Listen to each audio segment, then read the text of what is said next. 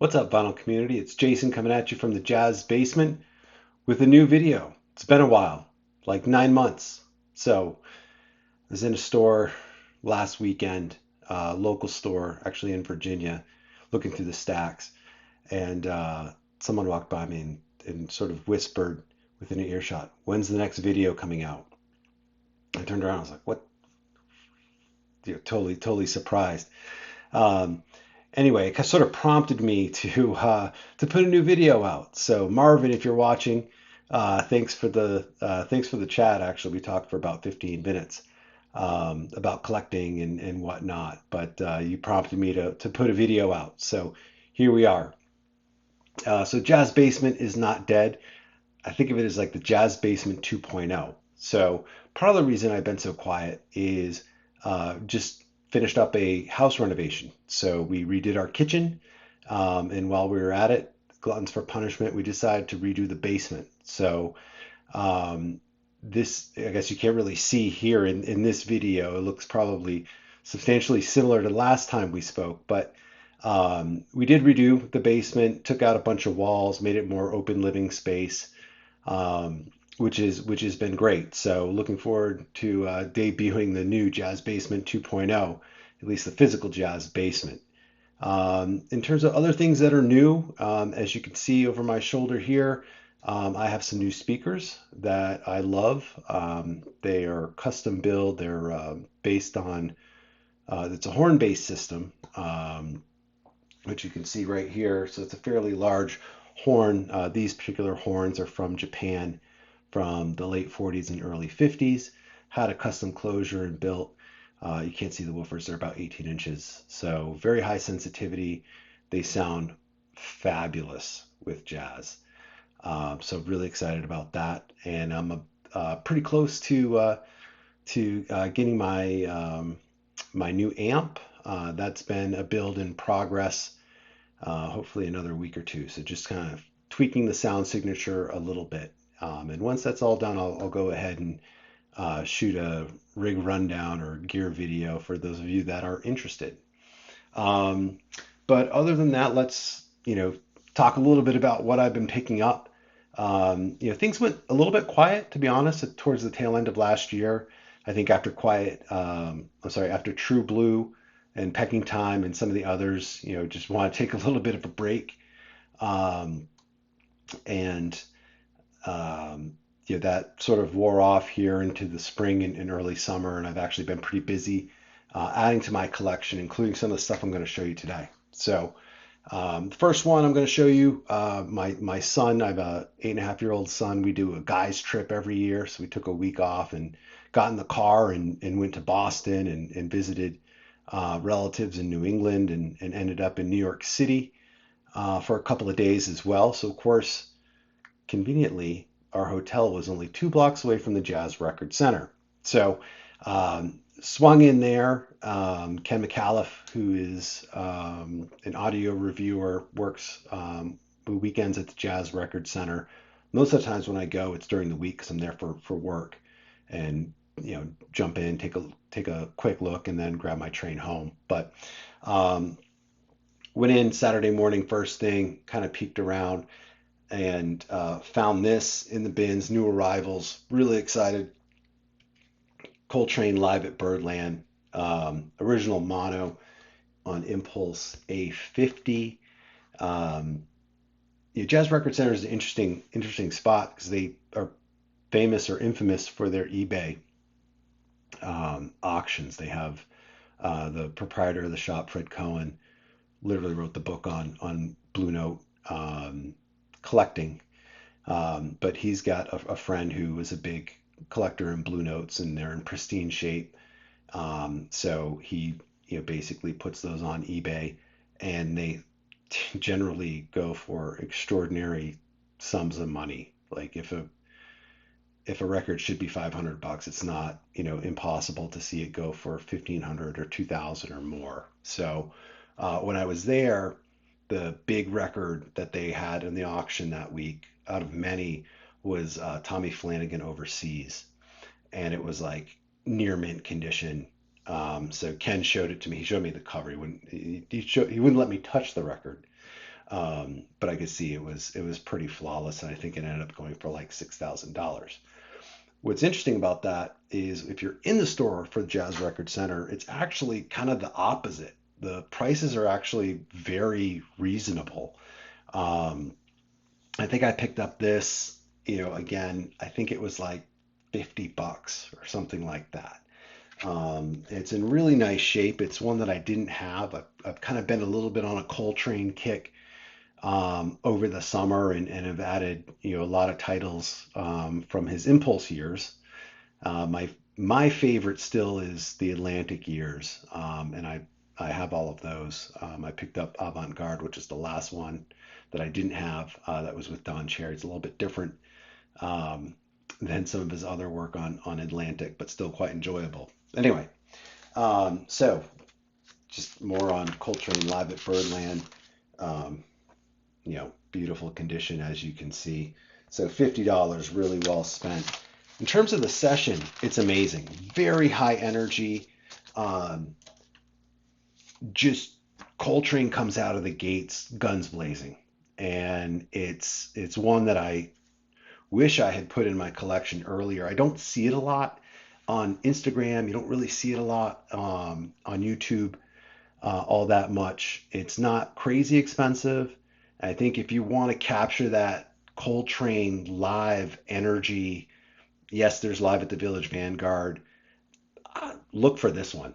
Live at Birdland is just phenomenal. Just really high energy, just going at it. It's recorded beautifully.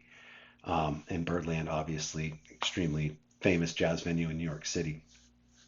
Next one was an upgrade for me. I love Johnny Griffin. I've been very fortunate to get all of his Blue Note discography, or at least the three albums where he was a leader.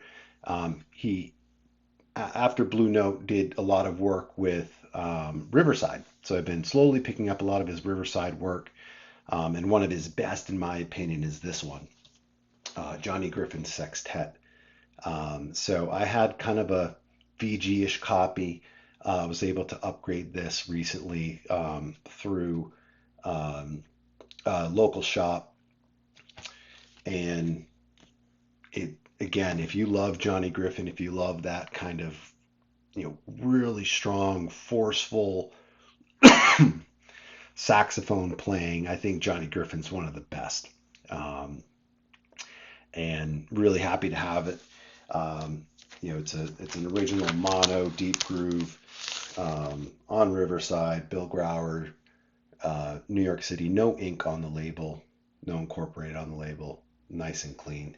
And I mean, the lineup is outstanding. So you've got Donald Byrd on trumpet, Johnny Griffin on the tenor sax, Pepper Adam on the baritone, Kenny Drew on piano, Will Ware on bass, and Philly Joe Jones on drums. So that's a no-lose lineup.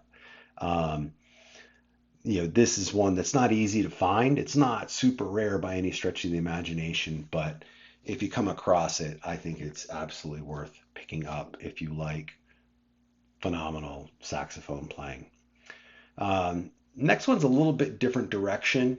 I love, one of the great things about jazz records is, the lineups often change, right? And you might be listening to a record that's led by John Coltrane or Miles Davis or Thelonious Monk, and you're like, wow, I really like the bass playing on this, or I really like the drums, and you see who plays the drums, and you try and find more records, and that sort of led me a little bit to this next one, and it's a Mal Waldron record, and he sort of had two parts to his career. He had a nervous breakdown, I think, in 1962 or 1963. So he sort of had, prior to that was I guess a more standard sound, more traditional sound, and then came back after that in the late 60s and 70s and did a lot of work recording, and definitely more post bop, but is just a wonderful piano player. And a lot of the records that I was listening to,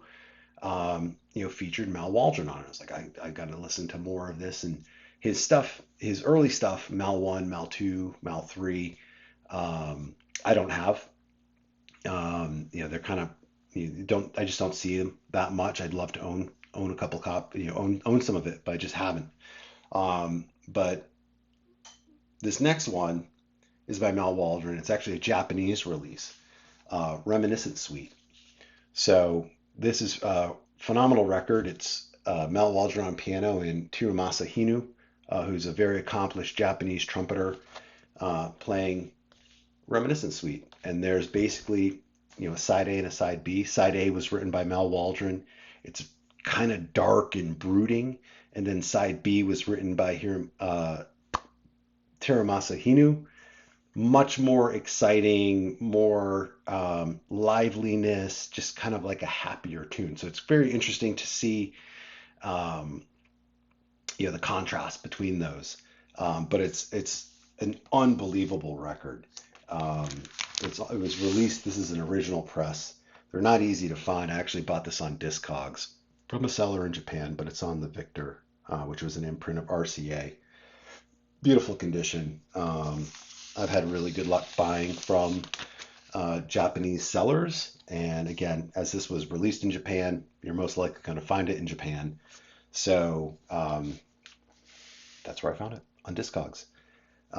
Okay, next one, Jazz Record, back to Jazz Record Center. So I talked about eBay, Jazz Record Center. I've bid on many auctions on eBay, and usually they go for like thousands, hundreds of dollars, or in some cases thousands of dollars more than my max bid. But this next record I had my eye on. It's not one that you see very often, and it was sealed. Now, having a sealed record is great because you get to be the first one to spin it, and there's something very special about opening up a record that's 50, 60 years old, and you're the first person to play it. The downside is you might not really know what you're getting. So the record itself may be warped from storage, or there may be some scratches or paper scuffs. You just don't know, right? But also you don't really know what press you're going to get. Now you might have some ideas to what you might get, but generally it's a crapshoot. It's a risk reward. If you buy a sealed record and you open it, technically you really can't return it because it's not in the original condition because it's unsealed now. So it's kind of buyer beware a little bit. But Jazz Record Center on this one had it out there. It's like, this is going to go for a lot of money. And at the very last minute, I put a bid in thinking it was, going to go for 2x. And basically I won it for $10 more than what the bid was with 10 seconds left to go. So it was pretty wild. But anyway, so this was sealed. I opened it up today. It is Turkish Women at the Bath by Pete LaRocca on Douglas Records. So cover's in great shape. There is a drill hole here, which you can see. That happens with some of these. I've seen others on Discogs. But it's a nice thick jacket. And then the record itself obviously is, I guess near mint minus, whatever you want to call it. I played it once, so I guess it's not mint anymore technically, but it's that maroon label with the deep groove. So it is the first press, which is awesome. Again, there were 3 different versions that were released in 1967, and I don't know how you would figure out, what was the first press, but Fred said it was a first press. Somehow he had an X-ray vision to look through the shrink wrap. It was a first press. It's a really enjoyable session. A little bit more kind of post bop, I would say, than traditional hard bop. But I got hooked on Pete LaRocca through Basra on Blue Note. I think these Basra and this are the only 2 sessions that he was leader on. He's been on other records like I believe Jackie McLean's New Soil, There's a couple of others, but in terms of him being a leader, I'm pretty sure it's just Basra on Blue Note, and then Turkish Women at the Bath. So very cool. This one, I don't know who owns the right to Douglas. Um, I know Muse bought them, the record label Muse, and then they actually re-released this as a Chick Corea album. And then Pete LaRocca, I, I was reading about it, so that's kind of a crazy story. So he cut these sessions and then was working as a cab driver, went to law school. So went to law school in 1968. This was released in 1967. Muse bought Douglas. They reissued this under Chick Corea's name. So Chick Corea is on plays piano on this. John Gilmore, who longtime player with Sun Ra in the orchestra, is on the tenor sax, and then Pete LaRocca on drums. I forget who the bass player is, but wonderful album. Anyway, Pete LaRocca became a lawyer and sued Muse and won. So they had to take that Chick Corea, I think it's called Bliss, Chick Corea Bliss by Muse, which was the reissue of this. Anyway, long story short, this should be reissued. I don't know who owns Muse or who owns the rights to this now. This is a really, really great record. Um, and again, really happy. And it's the only successful Jazz Record Center eBay purchase that I've made. So really excited about that. Okay, next one, local find. Fine. I got this next one from Sheila at the Record Exchange of Silver Spring.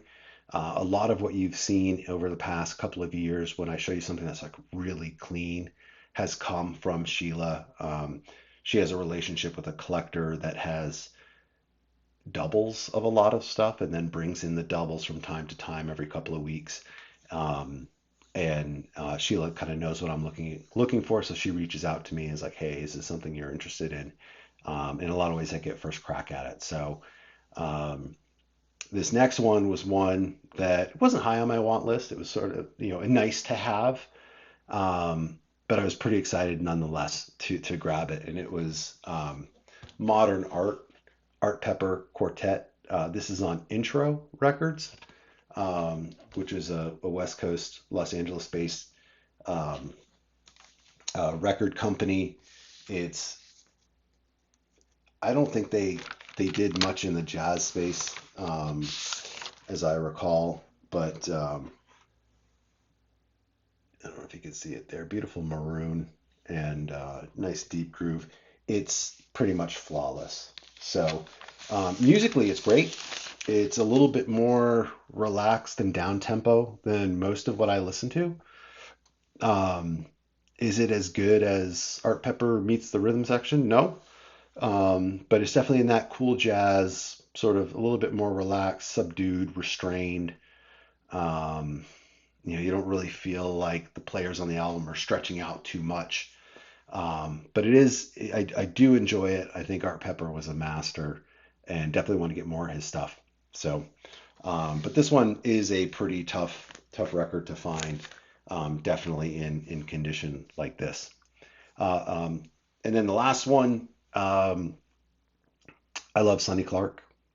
I've been fortunate to get most of his Blue Note output, um, original presses, and there was one that eluded me, and I've had it slip through my hands, I think 3 times. So, first time was at Record Exchange of Silver Spring a couple of years ago. They had a copy for a couple $100, and I was on vacation, wasn't on Instagram, you know, checking and missed it by a day. It's like, no, that sold immediately. So, okay. Another one maybe a year and a half ago. Another private collector that we're friends on with Instagram was moving, and he had a really nice copy of this that he was going to trade to a local shop to pick up some stuff that he wanted. Um, I said I was interested, and price was reasonable, maybe a touch high, and didn't pull the trigger. Um, and then the third time was again at Record Exchange of Silver Spring, where I was like, listen, Sheila, like this is one that I really, really am looking for. If it comes across, and it came across the desk, the person had brought it in, and it was on the counter, and like Sheila had to go do something, and she was about to contact me, and as she was texting me, someone bought it. I was like, oh my God, 0 for 3. Like, how am I going to get one of these? Um, and I got one on eBay. So it was through Carolina Soul. It's Sonny Clark, Sonny's Crib. And again, look at that lineup. Donald Byrd, Curtis Fuller, John Coltrane, Paul Chambers, Art Taylor. Um, really, really beautiful.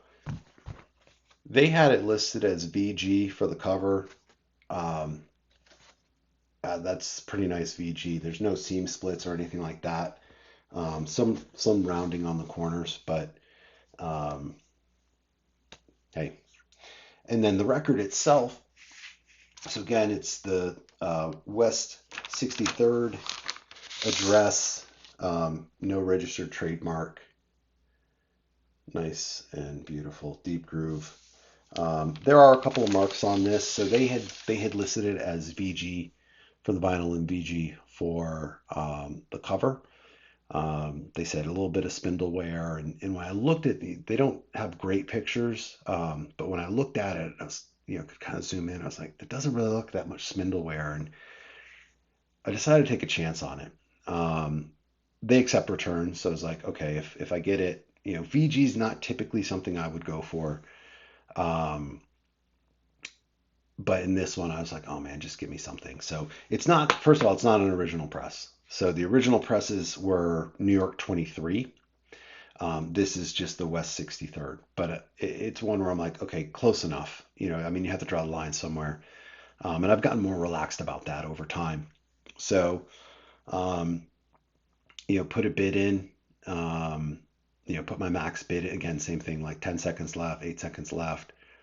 It was well under $1,000 at the time. I was expecting it. It's one of those things. The last 3 seconds of an eBay thing, it could be like it could go from $500 to like $2,200. Like it's just insanity. And what happens is people wait till the last second. They put in their max bid, and then eBay, the algorithm figures out who the winner is. So I did that. I put in my max bid. I was like, okay, I think this is, you know, what I'm looking to get for it, or what I'm willing to pay for it. And it came in well below my max bid. So kind of like the dust settled. I was like, congrats, you've won. I was like, oh my God, did this just happen? So what happens with Carolina Soul on their eBay stuff. So they all of that is consignment. So people send it in and they grade. And I was like, I bet, because they have 100% feedback. I was like, I bet they're undergrading, right? Because someone in the thousands and thousands of stuff that they sell every week, if they didn't undergrade, they would be like, well, they said it was VG plus and it's really, strong VG or whatever. None of that, right? So I'm like, okay, they're probably undergrading a little bit so that they get 100% satisfaction. So that was my hunch. That was my experience with this. So, there are a couple hairlines on it. Like if I were grading it, I mean, weak VG, VG plus, weak VG plus, I think is a fair grade, VG plus. Now, playing it, what's interesting is it plays strong VG plus throughout. So I think part of that is I have a mono cart on my turntable, and that really helps cut down on the surface noise. So most of what I have, like 85% of my records are mono. So I have a dedicated mono cart. It's by Miyajima. Um, and I highly recommend it. If you have the ability to swap out cartridges, my tone arm has a detachable head shell. It's a no-brainer. And getting a mono cart and playing it on mono records from the 50s and 60s, can easily reduce surface noise by 30%, 50% or more. Stuff that you look at scratches and you're like, oh, I'm going to get a tick. It doesn't. So anyway, um, really excited for all of these. I think this is the first video where we've had such, where it wasn't like all blue notes or a bunch of prestige or a bunch of Riverside. So, um, Douglas records, intro records, um, Impulse, Riverside, Victor. So they're all a little bit different. Um, Anyway, thanks for your patience, everyone. I'm back. I've got a whole list of videos that I want to do.